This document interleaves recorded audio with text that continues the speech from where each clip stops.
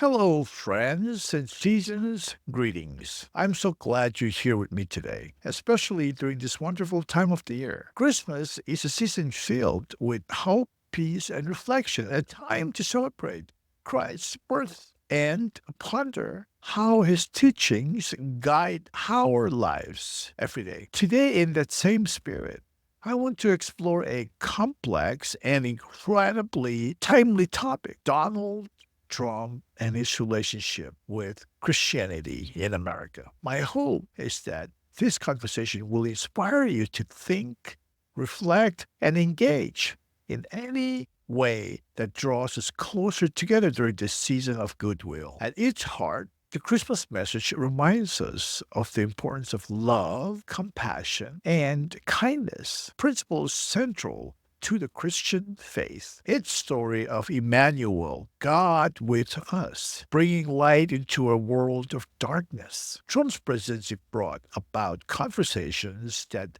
challenged many of us to think deeply about how these timeless values intersect with leadership and national priorities. While this approach emphasized themes like personal freedom, national strength, and putting the needs of America first, those very priorities inspired deep reflection within Christian communities. Take immigration, for example. One of Christ's most compelling reminders is found in Matthew 25, where he calls us to welcome the stranger, care for the least among us. During Trump's presidency, many believers found themselves weighing these spiritual principles alongside the need for secure borders and national safety. It's a reminder, especially at Christmas time, that these discussions are not only about policies, but about the calling to love and serve others, a calling that began in a Bethlehem stable so many years ago. Another point of tension for many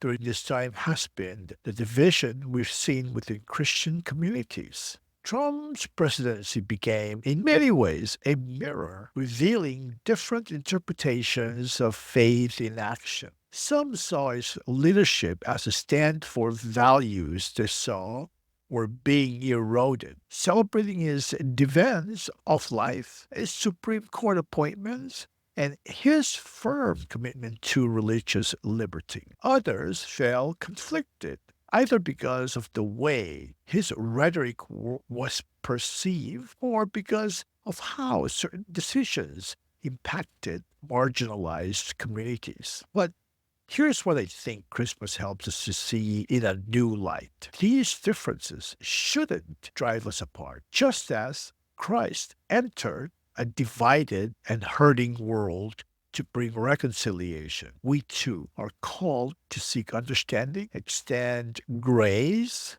and remember that unity in Him far greater than any earthly division. After all, the angel's message to the shepherd still rings true today: peace on earth and goodwill to all. Christmas season also reminds us that symbols matter. I think of that famous moment during Trump's presidency where he stood outside St. John's Episcopal Church holding a Bible. For some, it was a moment of strength and resolve. For others, it raised questions about the role of faith in political life. But here is what Christmas has always taught: no matter how symbol may be interpreted, the true power lies not in how they look, but in what they represent. The Bible, just like the manger scene, carries the unshakable reminder of God's enduring love for us, a love that transcends politics